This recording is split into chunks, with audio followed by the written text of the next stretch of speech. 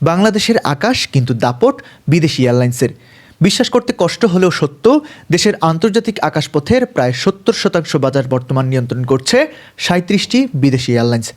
দেশের টাকা চলে যাচ্ছে বিদেশে, তবে ২০২৬-এ এসে দেশীয় সংস্থাগুলো চেষ্টা করছে নিজেদের অস্তিত্ব জানান দিতে।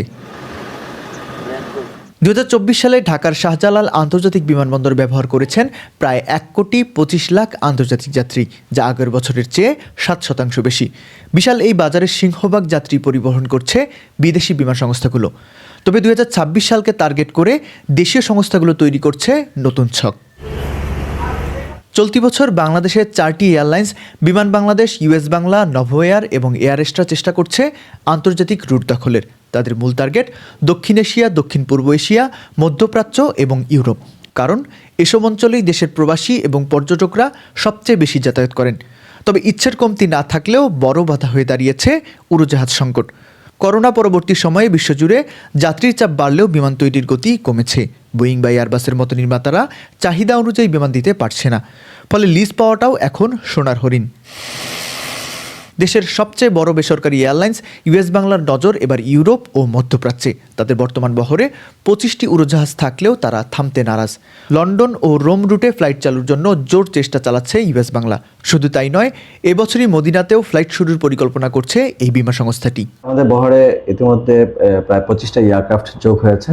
আমাদের চলতি বছর আমাদের প্ল্যান আছে বেশ কিছু বিগার এয়ারক্রাফট এবং আমাদের ডোমেস্টিক ফ্লাইট অপারেট করার জন্য আরও বেশ কিছু ছোট এয়ারক্রাফট আমাদের বহরে যোগ করার পরিকল্পনা আছে। এবং সাথে সাথে 26-এর লাস্ট শেষের দিকে আমাদের পরিকল্পনা আছে ইউরোপের বিভিন্ন ডেস্টিনেশনকে টার্গেট করে, এবং সাথে আমাদের মদিনা রুটটাকে আমাদের প্ল্যানের মধ্যে রেখেছি। এবং সাথে আমি বলবো যে আমাদের ফ্লাইট ফ্রিকোয়েন্সি বাড়ানোর একটা পরিকল্পনা আছে বিভিন্ন ডেস্টিনেশনগুলোতে। সব কিছু হলে আসলে ডিপেন্ড করবে ওভারঅল যে এভিয়েশন যে মার্কেট সেটার উপর ডিপেন্ড করে। এবং আমরা আসলে অন্যদের মতো থার্ড টার্মিনালকে কেন্দ্র করে বেশ কিছু পরিকল্পনা আমাদের আছে, বাট ডিপেন্ডস অন অপারেশন। আসলে ফর্মালি যদি থার্ড টার্মিনালের মাঝে অপারেশন হয় এবং নতুন গভর্নমেন্টের যে কিছু স্ট্র্যাটেজিক যেসব প্ল্যানগুলো আছে সেটার উপর বেস করে আমাদের আসলে বিজনেস প্ল্যানটাকে আমরা আসলে পর্যালোচনা রেখেছি।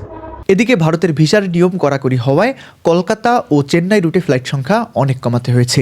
একসময় ইউএস বাংলা এয়ারলাইন্স ঢাকা কলকাতা রুটে 21টি অর্থাৎ প্রতিদিন একাধিক ফ্লাইট চালাতো, অথচ এখন তারা সপ্তাহে মাত্র 4টি ফ্লাইট পরিচালনা করছে।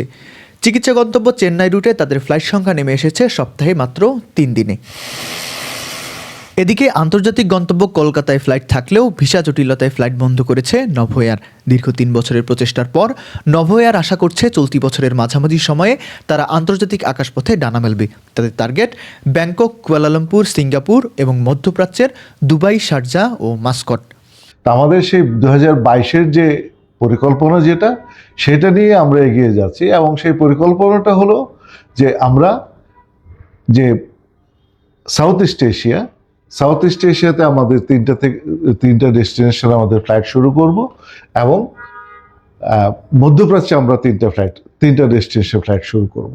এবং সেটার জন্য আমরা 2 থেকে 3টা ন্যারো বডি এয়ারক্রাফট, বোয়িং 737 বা 320 এই ধরনের যে ন্যারো বডি এয়ারক্রাফট বলা হয়, এগুলো সংগ্রহের চেষ্টা করছি। অন্যদিকে নবীনতম সদস্য এয়ার এস্ট্রাও বসে নেই। তারাও 12টি আন্তর্জাতিক রুটের অনুমতি পকেটে নিয়ে বসে আছে।